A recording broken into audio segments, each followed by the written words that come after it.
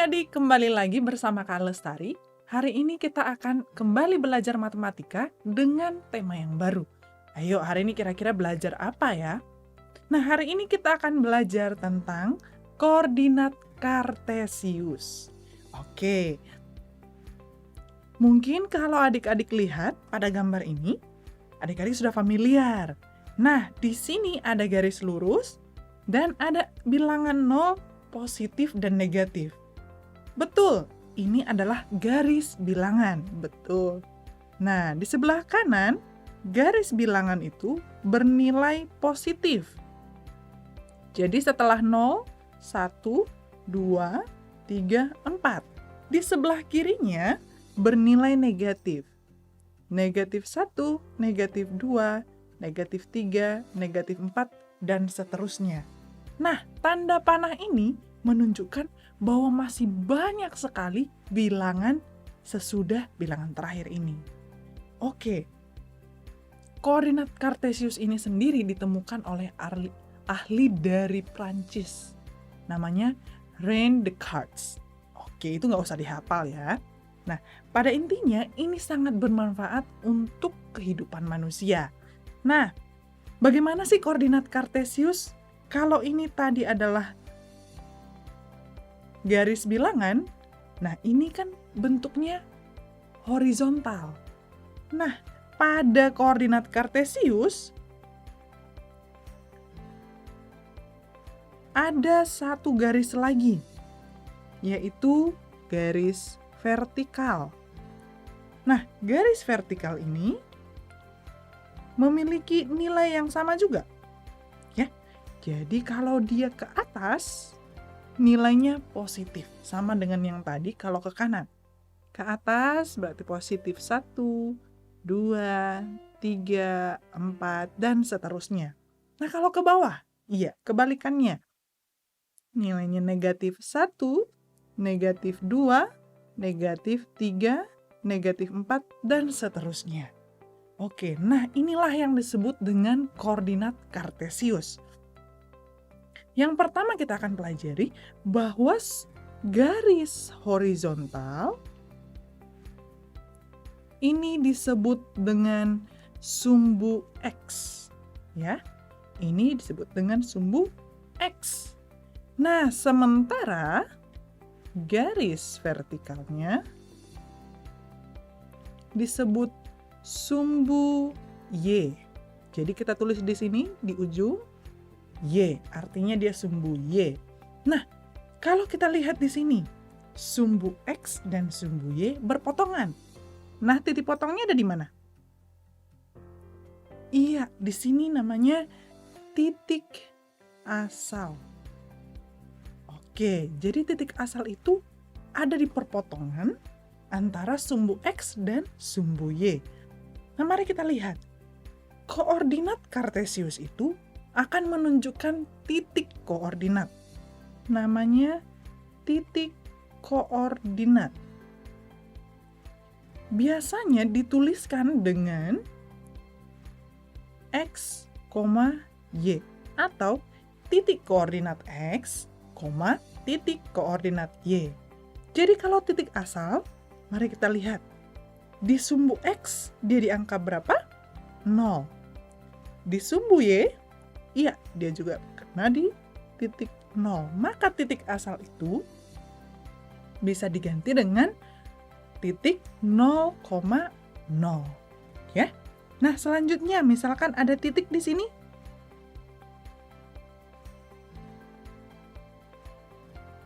Misalnya titik A. Oke, titik A. Titik koordinat X-nya berapa ya? Titik A, koordinat X-nya? Iya, 2. Di sini. Koordinat Y-nya? Betul sekali, 1. Jadi titik koordinat A itu 2,1. Contoh yang lain.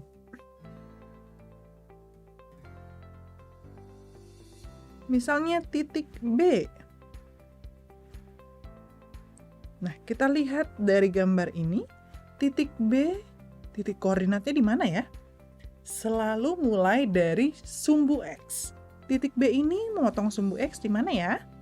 Oh iya, negatif 3, sumbu Y-nya, koordinat Y-nya, iya 3. Jadi titik B terletak pada koordinat negatif 3, 3. Sampai di sini paham adik-adik? Oke. Sekarang, dalam titik koordinat ini, titik koordinat X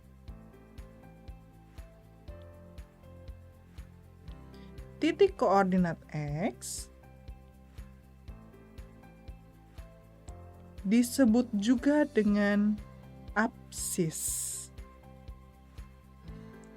Nah, sedangkan titik koordinat Y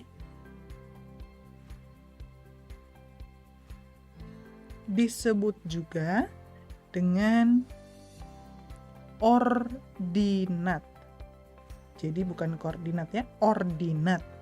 Jadi kalau dikatakan sebuah titik memiliki apsis 3 dan ordinatnya negatif 4, kira-kira di mana posisinya? Apsisnya 3, ordinatnya negatif 4. Oke, kita lihat. Di sini digambar ya. Apsisnya 3 atau sumbu titik koordinat X-nya 3. Lalu ordinatnya 4. Titik koordinat Y-nya 4. Maka kita bisa katakan titiknya ada di sini. Atau kita bisa tulis jadi titik C. Sampai di sini paham ya adik-adik? Oke adik-adik, nah setiap adik-adik menggambar koordinat kartesius, jangan lupa diberikan tanda panah. Artinya apa tadi? Bahwa masih ada bilangan yang selanjutnya. Lalu selalu cantumkan sumbunya, sumbu X dan sumbu Y. Ya, oke, contoh soal yang pertama. Tentukan lokasi titik berikut pada koordinat kartesius, ya. Contohnya nomor 1 disuruh menggambar titik A. Misalnya, diminta untuk menggambar titik A, koordinatnya ada di negatif 2, 4. Lalu yang berikutnya, titik B, koordinatnya ada di 3, negatif 3. Lalu yang selanjutnya, koordinat C, titiknya di negatif 4, negatif 2. Lalu D, titik D, apsisnya sama dengan 1, sementara ordinatnya sama dengan negatif 2. Oke, mari kita coba gambarkan. Nah, untuk titik A, apsisnya berapa? Atau titik pada sumbu X-nya negatif 2. Coba kita lihat. A negatif 2 untuk titik koordinat X-nya. Lalu Y-nya 4. Ya, kita jalan sampai ke atas. Maka disinilah posisi titik A. Ya, pintar sekali. Nah, selanjutnya titik B. Titik koordinatnya 3, negatif 3. Ingat urutannya, sumbu X, sumbu Y. Titik koordinat X, titik koordinat Y. Ya, jadi titik koordinat B 3, negatif 3. Maka titik koordinat X-nya, iya di 3. Lalu kita mau putuskan dia ke atas atau ke bawah? Iya, itu negatif 3. Titik koordinat Y-nya 3, negatif 3. Nah, ini dia titik B. Kalau sekarang, titik C, negatif 4, negatif 2. Negatif 4, X-nya, Y-nya negatif 2. Ya, sampai di sini. Kita tarik garis putus-putus. Adik-adik menggambar harus menggunakan penggaris ya. Oke. Sini, jadi ini disebut dengan titik C. Selanjutnya titik D. Absisnya 1. Oke, tadi absis itu? Iya, itu sumbu X atau titik koordinat X. 1, negatif 2. X-nya 1. Dan ordinatnya negatif 2.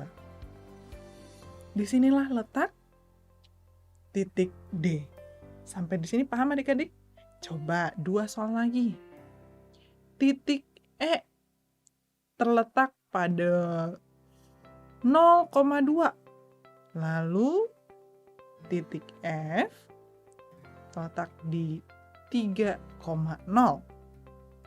Mari kita lihat. Nah, di sini titik koordinat E 0,2.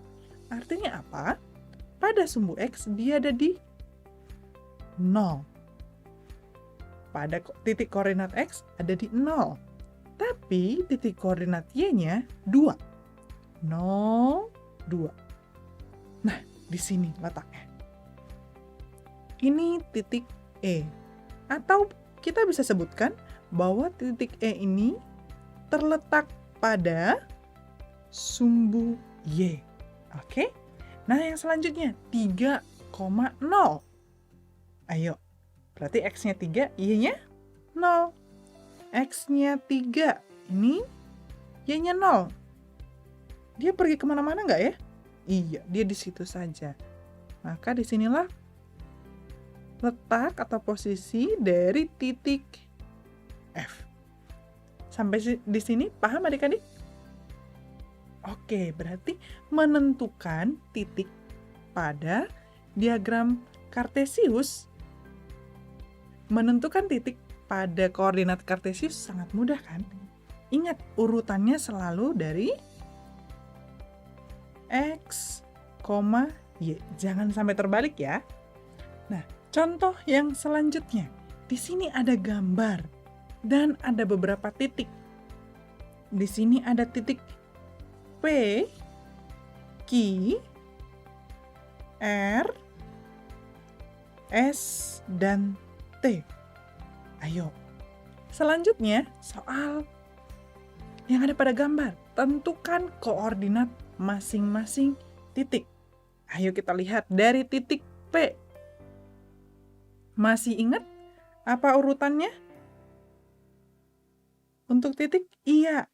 Berangkat dari nilai X, lalu koma Y. Ayo kita lihat titik P. X-nya berapa? Oh iya, di 1. Y-nya 1 juga. Berarti titik P posisinya ada di koordinat 1,1. Berikutnya titik Q. Oke, titik Q sumbu X-nya atau titik koordinat X-nya di mana? Iya, masih 0. Y negatif 2. Hati-hati di sini ya. Oke, sekarang titik R. Koordinatnya di mana ya? Nah, kita lihat di X-nya berapa? Iya, negatif 4. Nah, sekarang di Y. Oh, dia 0. Betul. Sekarang titik S. S yang mana ya? Oh, di sini. S pada sumbu X-nya. Iya, kenanya di angka 3. Lalu, koordinat Y-nya? Negatif 2. Pintar sekali. Sekarang titik T. Posisinya pada sumbu X di mana? Iya, negatif 2. Coba kita lihat. Kalau pada sumbunya? Iya, pada koordinat 3. Maka titik P letaknya 1,1, Titik Q koordinatnya 0, negatif 2, lalu R negatif 4,0, lalu S 3, negatif 2, T negatif 2,3. Nah, ini caranya menggambarkan posisi titik pada koordinat kartesius. Atau sebaliknya, jika diberikan gambar, kita bisa menentukan titik koordinatnya. Nah, sampai di sini paham adik-adik? Kegunaannya apa sih, Kak? Adik-adik pernah lihat peta tidak? Atlas atau globe? Nah, yang paling dekat adalah peta Indonesia atau atlas. Pernah lihat ada kotak-kotaknya? Iya, ada kotak-kotak kecil di dalamnya. Ya. Nah, ini menggambarkan koordinat. Nanti bisa cek kalau ada peta di rumah atau di sekolah. Coba cek ada kotak-kotaknya nggak ya? Bener nggak ya? Nah, berdasarkan kotak-kotak ini, mereka akan menentukan skalanya. Sampai akhirnya bisa menggambar peta. Contohnya ini. Anggap saja ini Pulau Sumatera. Maka pada peta biasanya ada skala. Lalu mereka menggunakan koordinat. Nah, tahu nggak adik-adik bahwa menentukan waktu di bumi ini menggunakan yang namanya garis lintang dan apa? Garis bujur. Iya. Pada bumi ada garis ini. Ini juga ada hubungannya dengan koordinat. Jadi, sewaktu ada sesuatu misalnya benda yang jatuh dari luar angkasa ke bumi, nah, ilmuwan biasanya menentukan dengan titik koordinat. Mereka menentukannya dengan sumbu X dan sumbu Y. Nah, ini ditentukan dengan garis lintang dan garis bujur. Ada banyak sekali kegunaan dari koordinat kartesius. Nanti kita akan pelajari lebih banyak lagi. Nah, hari ini adik-adik akan mengerjakan contoh soal yang Kak Lestari akan berikan. Jadi adik-adik, hari ini materinya sudah selesai tentang koordinat kartesius saja. Adik-adik harus benar-benar pahami dari awal supaya pelajaran berikutnya bisa diikuti dengan lebih baik. Ingat, belajar itu harus tekun. Tidak boleh hanya sekali. Jangan malas ya. Terima kasih buat perhatiannya adik-adik. Sampai ketemu di materi selanjutnya. Bye.